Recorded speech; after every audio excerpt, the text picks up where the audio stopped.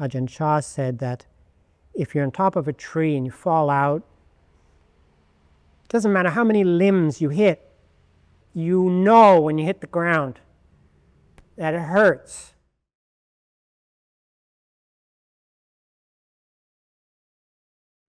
Paticcasamuppada I usually translate as dependent origination, although there are other variations, other translations.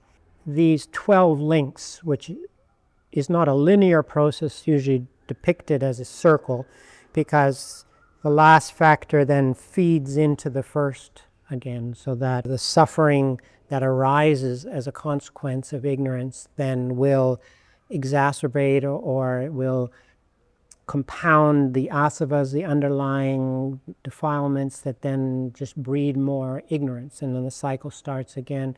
The question of whether these 12 links occur within 3 lifetimes or whether they occur from moment to moment, they're both perfectly valid interpretations.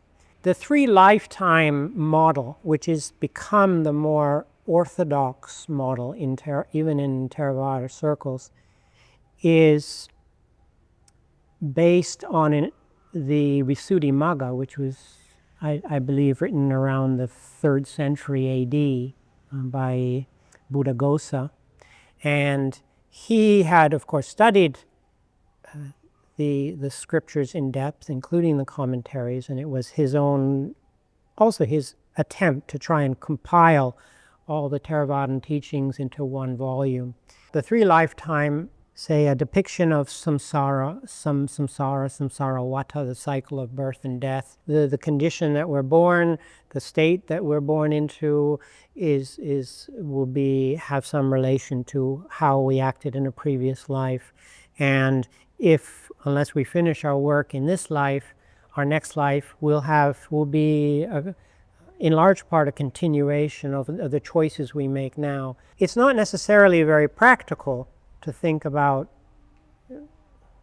to use the 3 lifetime model. Like, how does that, unless we're like, oh, I'm worried about my next life or whatever, then yes, okay, there's some practical, I want to take responsibility for my future, whether it's tomorrow or my next life. But I believe the model of moment to moment is more practical, and as I mentioned earlier, there's really no dispute that there is that presentation in the Tripitaka itself, in many of the suttas, that the discourses that the Buddha gave, and certainly in the Abhidhamma, very, very important. In fact, much more emphasis is given to moment model than to the 3 lifetime one, say in the Vibhanga of the Abhidhamma.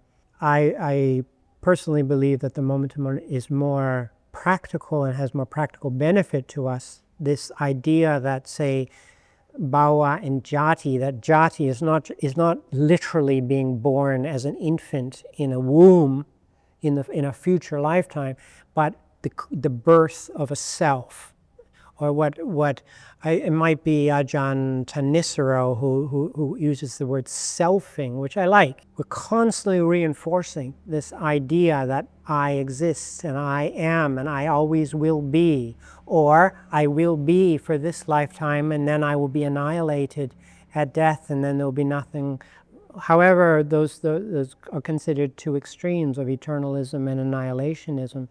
To really investigate in our lives, how does confusion, how does ignorance, how does delusion affect the decisions we make, the values we form, the opinions we form. And then once we have those, I like this, I don't like this, then consciousness is like it's like the lighthouse shines the light. And then once that happens, mind and body gets activated, and the 6 senses, everything's primed, because we have set up, I like, I don't like.